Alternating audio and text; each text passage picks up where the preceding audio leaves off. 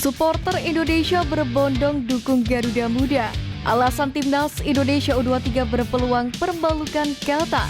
Exco PSSI bocorkan pemain keturunan tambahan. Simak informasi selengkapnya sebagai berikut.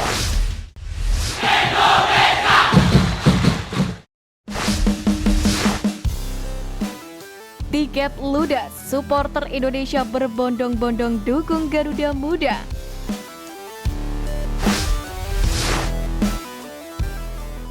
Kabar baik menghampiri timnas Indonesia U23 usai supporter tanah air sangat antusias menantikan laga perdana skuad Garuda Muda versus Qatar, yakni di ajang Piala Asia U23 2024. Bahkan KBRI Doha memprediksi ada kurang lebih 4.000 supporter timnas Indonesia yang akan datang ke stadion.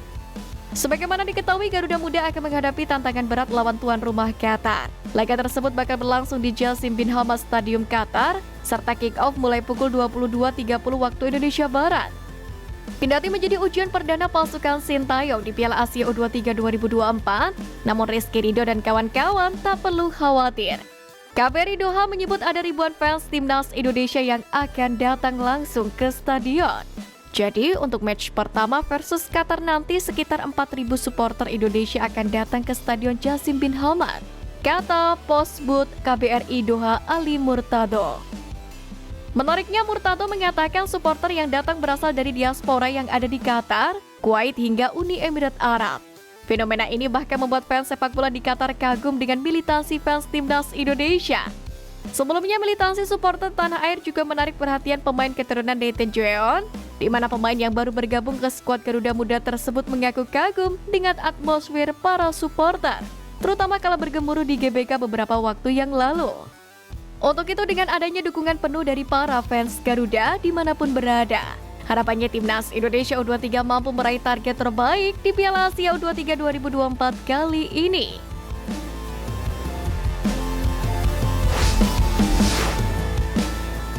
Alasan timnas Indonesia U23 berpeluang permalukan Qatar.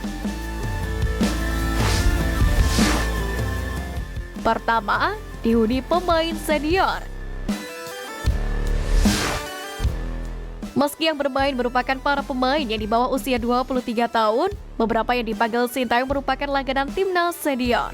Sebut saja Hernando Ari, Rizky Ridho, Pratama Arhan, Witan Sulaiman, Marcelino Ferdinand, Rafael Struijk, hingga Ramadan Sananta serta Hoki Saraka. Jadi, secara pengalaman timnas Indonesia U23 lebih baik bila dibandingkan timnas Qatar U23 yang masih minim menit bermain di timnas senior mereka.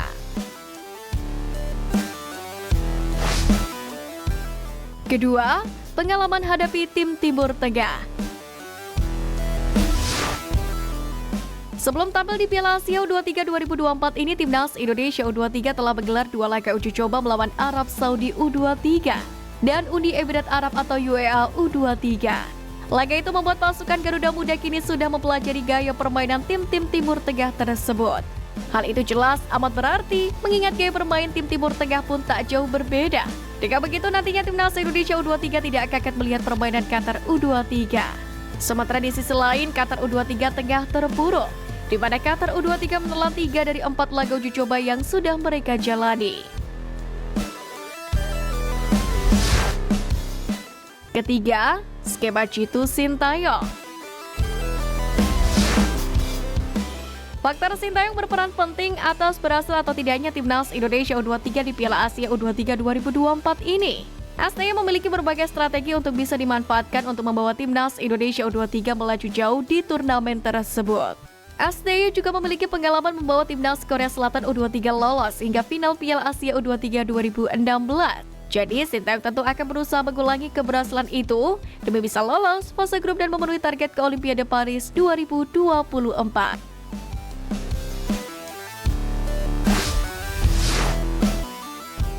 Pemain keturunan bertambah, Exco PSSI beri bocoran.